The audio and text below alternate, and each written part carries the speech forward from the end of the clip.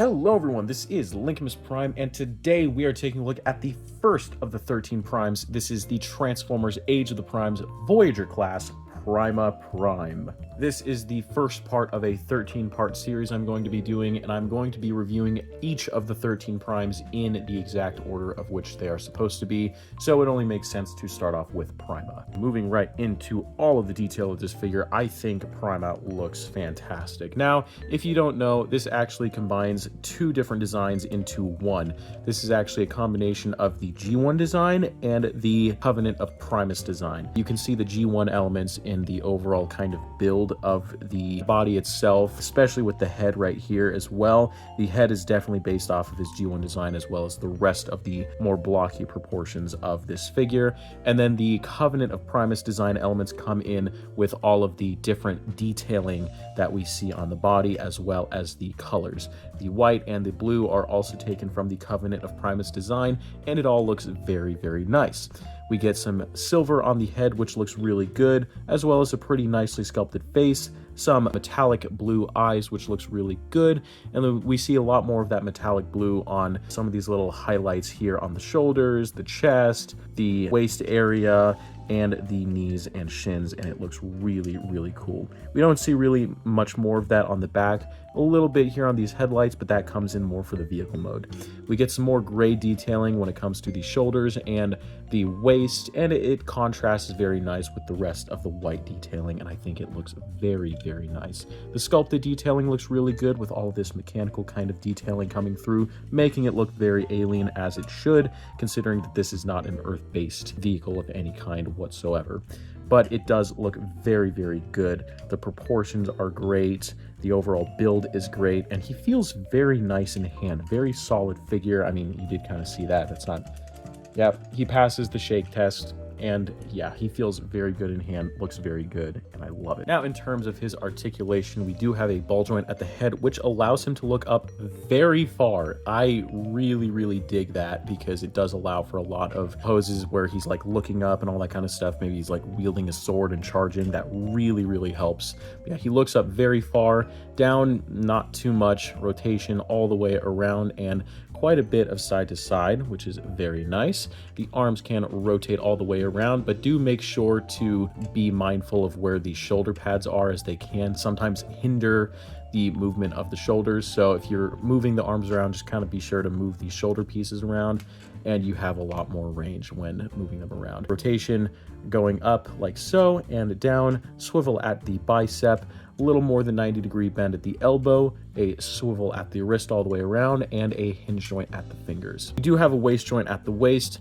can flip out the side skirts and rotate all the way around. It is a little awkward how this works, especially considering where the side skirts lie, so that is a little bit of a disappointment. The legs can kick forward that much and back not too far. We also have full splits. There is thigh rotation, bend at the knee, and a pivot at the ankle, and up and down at the ankle, which is very nice. When it comes down to accessories, he does include his legendary Star Saber, and it looks very nice. I really like the fact that they included kind of more of that pearlescent white that is used for a majority of the figure. We do have a clear blue blade, which looks really cool and is painted with silver paint on these little sections right here. And of course, it does include the origin matrix. Now, it does do something that I'm pretty sure there is a lore reason behind this, but it does split into multiple parts. So you do have the blade part, you have the hilt, and then you have the origin matrix. Looking closely at the origin matrix, it is painted in a very nice silver, but it is molded in a clear blue that is just painted over, and we do have some more pearlescent white kind of around the overall structure of it. Now, bringing in Primus, we do have this chest piece right here, and it can open up like so, and you can store the origin matrix on the inside just like that, and it looks very nice on the inside. Close that up and you can store the matrix inside. Same thing goes for pretty much every other matrix of leadership that you get with most other figures. One other cool thing I would like to point out is that each of the Prime artifacts does feature the Prime symbol on some part of the accessory, so that is really cool. But that is Prima's logo right there. And he, of course, can hold the Star Saber, which looks very, very cool. Now, I've talked about the figure as much as I wanted to, so let us get down to the transformation.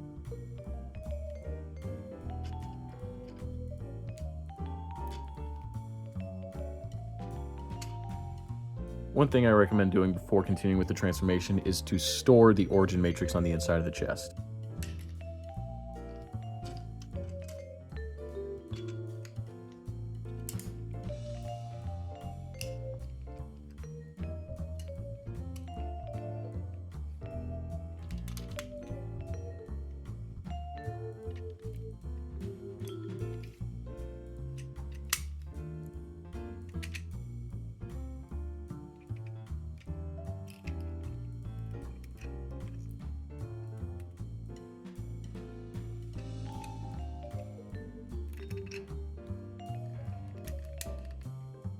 Make sure the chest section here is closed and secured into place before closing the arms. I almost forgot to show that.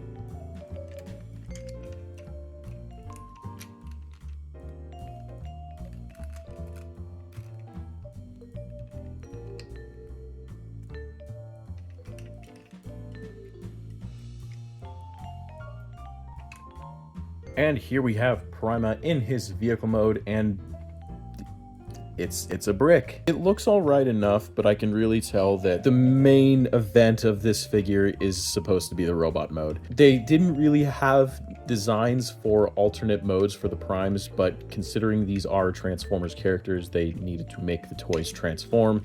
So this was just the best that they could probably come up with, and it does what it needs to. It looks cool enough, but it's just not a mode that I can care enough about. If this was any other character, I would probably find this cool, but considering this is the first of the 13 primes, it just does not exactly fit. But I don't really know what else they could have done for Prima except for something like this, so I'm not going to complain too much. However, I can appreciate some of the design aspects. I do love the silver stripe kind of going along the side here. It does look very nice. The more uniform fluorescent white really does fit for the overall top of the vehicle mode, and the clear blue does look pretty cool. I do have an issue with this though, because this little window piece is actually the thing that's keeping the arms attached, which is kind of dangerous in retrospect based on the structural integrity of this figure, so hopefully that doesn't present issues down the line.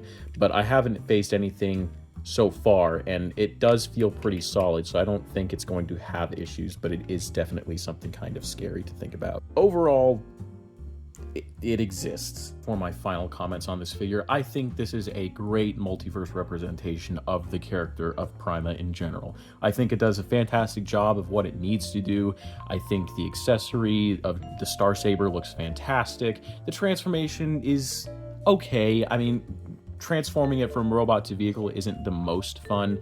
Vehicle to robot is definitely a lot easier, but you know, it accomplishes what it needs to do, and I think it does a very good job at it. It looks great, it feels great, and it really contrasts well with the other primes that we have so far. Anyways, guys, I really highly recommend this figure. It is around the $35 range, and unfortunately Voyagers will be going up in price to about $42 next year, which this figure, if it is to be reissued, if you were not able to get it, that is the price you may have to pay, which is unfortunate. However, it is a great figure. If you are able to get it, then I highly recommend getting it, but that's pretty much about it. So anyways, guys, thank you all for watching. I hope you all enjoyed it. Please like, comment, and subscribe, and I will see you guys in the next video. Peace.